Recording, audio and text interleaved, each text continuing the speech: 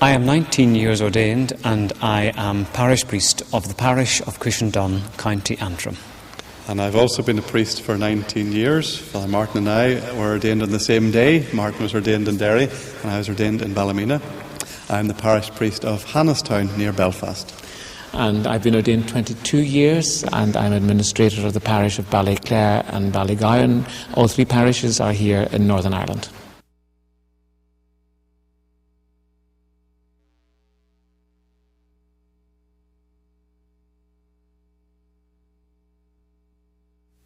Martin and I are part of a very musical family, so we've been singing together since we were children. And when we went to school, boarding school at Garantar, we met up with David, who boarded also with us at the school, and we've been singing together ever since. And that was 1974 when Martin and I joined Eugene at Garantar, and we started singing together in the school opera that first Christmas, and we were singing in The Pirates of Penzance.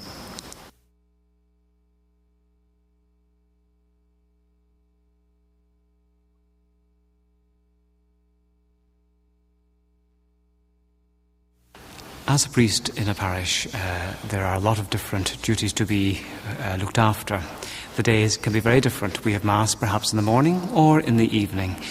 We have other duties to take care of, visitation of the school. We might have weddings, funerals, baptisms to look after. We also have administration to take care of. And if anybody wishes to meet us about a personal issue, we'd obviously have to make sure that they're catered for as well. In essence, we cover a wide spectrum of ages, from babies to those who are very mature.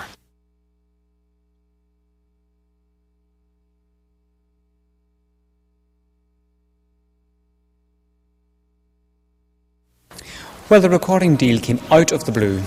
I was approached actually when I was out visiting my sick by Liam Bradley, a well-known musician, and he asked if there was a possibility of contacting Eugene and David with a view to coming together to record a demo.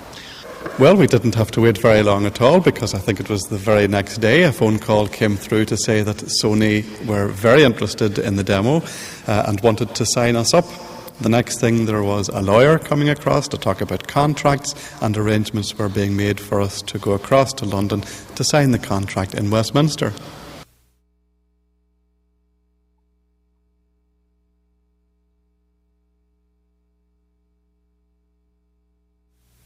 Well, the recording experience was obviously a totally new experience to us, and it wasn't without its difficulties. One of the difficulties was getting used to using the headphones, or the cans, I think they call them, and on one ear, and hearing a soundtrack through this ear and listening to the boys singing through the other ear.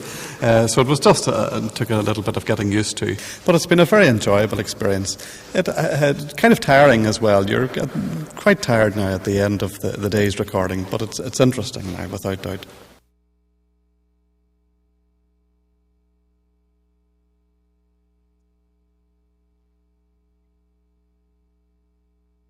As regards the impact the recording deal has had on our daily lives, it's been rather considerable. It has added to an already very busy schedule in our lives.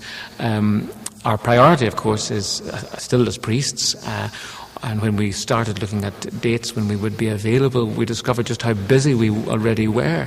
But with a little bit of focus and effort on our part, what has been a difficult process of picking days, we've succeeded thus far. With regard to the future, I would imagine it will be more of the same. We'll have to be pretty disciplined. We'll have to be focused on our work, of course, as priests, when we're available to do some promotional work with the record and with Sony. And I'd imagine we'll also have to leave sufficient time for ourselves to rest, because it's pretty physically demanding work.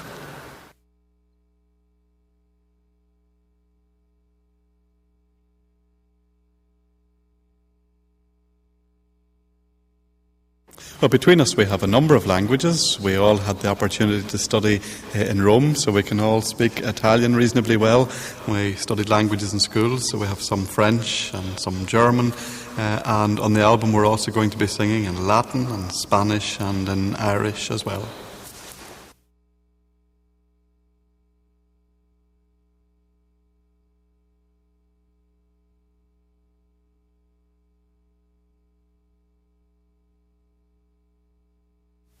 We're incredibly blessed to be working with Monsignor Pablo Colino. He's a most wonderful, enthusiastic musician in Rome. He lives at the Vatican, and we're going to be singing with the choir he directs inside the St. Peter's Basilica in the Capella Giulia.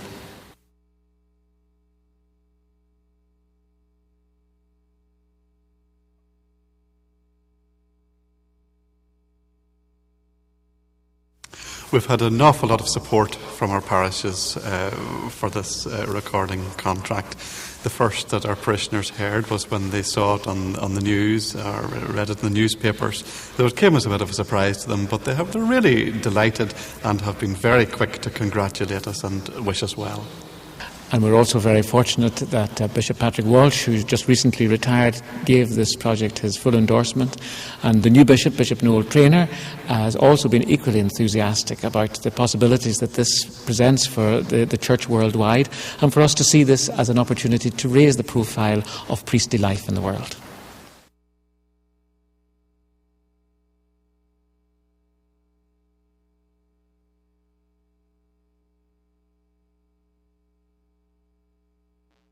This music is for all people, regardless of their background of faith or no faith, or maybe a little faith that needs rekindling. This is a great opportunity.